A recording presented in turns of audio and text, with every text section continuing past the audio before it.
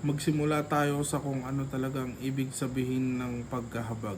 Madalas nating itinutumbas ito sa kabutihan, awa o pagdamay, ngunit mas malalim pa ito.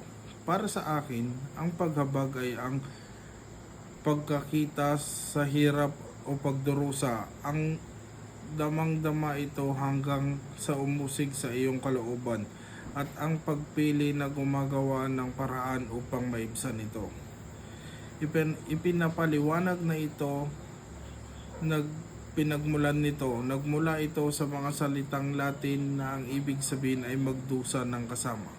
Hindi ito simpleng pagkaawa sa iba mula sa malayo. Ito ay ang paglapit at pagsasabing hindi ko kailangan pansinin ito ng mag-isa at hindi rin ikaw at ginagawang gawa ang damdaming iyon. Ang awa ay nagsasabing nakakalungkot naman iyan. Ang pagdamay ay nagsasabing nauunawaan ko ang iyong nararamdaman. Ang paghabag ay nagsasabing tutulungan kitang pansinin ito at hindi lamang ito para sa mga tao. Nakikita ang pagkahabag sa bawat desisyong ginagawa natin para sa ating iisang mundo. Sa pagmamalasakit sa kapwa, hindi lamang ito tungkol sa pagbibigay ng pera o pagkain. Ito ay pakikinig sa taong pakiramdam ay walang nakakapansin sa kanya.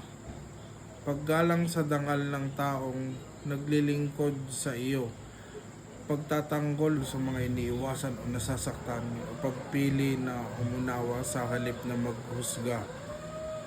Kapag may nagkamali, ito ay ang pagtingin sa bawat tao, kaklase, kapitbahay o hindi kakilala bilang taong karapat-dapat alagaan at hindi bilang pansinin o problema. Sa pagmamalasakit sa kalikasan, ito ay paghabag sa ating iisang tahanan at sa lahat ng naninirahan dito.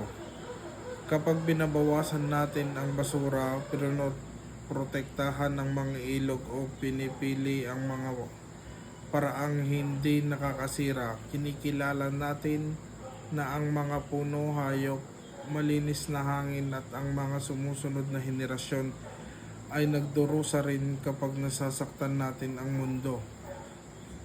Kumikilos tayo dahil alam natin kapag nasasaktan ang lupa, nasasaktan din ang mga taong umaasa rito. Ang pagmamahal sa kalikasan ay pagmamahal din sa ating kapwa. Paano nga ba natin palalaguin ang pagkahabag na ito? Lalo na dito sa PIO at sa buong mundo. Dito pumapasok ang pagsusuri ng sama-sama o communal discernment. Una na ito, ang pagsusuri ng sama-sama ay ang pagtitipon natin upang makinig ng buong puso, hanapin ang tunay na kabutihan at piliin ang tama. Hindi lang ang madali, sikat o makabubuti lamang sa ating sarili. Hindi ito pagboto para makuha natin ang gusto natin. Ito ay ang sabay-sabay na pagtatanong. Ano ang hinihingi ng pagmamahal sa atin sa pagkakataong ito? Napakahalaga nito sa pagbuo ng mas mapagkilang lugar dahil sa tatlong pangunahing dahilan. Ipinapakita nito sa atin ang mga bagay na hindi natin nakikita kung mag-isa lang tayo. Hindi kaya malaman ng isang tao ang lahat ng paghihirap pag nakikinig tayo sa iba't ibang boses, mga mag-aaral, kawani, mahihirap at mga takapangalaga ng kalikasan. Natutuklasan natin ang mga pasakit na hindi natin napapansin noon. Nagsisimula ang pagkahabag sa malinaw na pagkikita. Pinapanitili nitong tapat at tunay na nakakatulong ang ating pagmamalasakit. Hindi sapat ang mabuting hangarin lamang sa pagtutulungan. Nalalaman natin kung ano talaga ang kailangan ng iba at hindi lang kung ano ang akala nating kailangan nila. Naiiwasan din natin ang mga pandali ang solusyon na lalo lamang makakapinsala.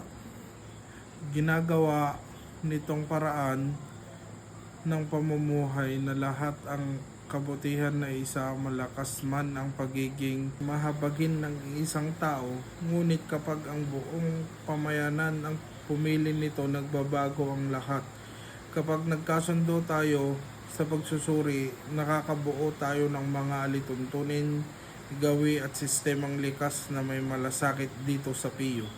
Nangangahulugan ito ng makatarungang patakaran, bukas na espasyo para sa lahat at mga proyektong para sa kapwa at kalikasan sa mas malawak na mundo. Ito ay ang pagbuo ng lipunang walang naiiwan.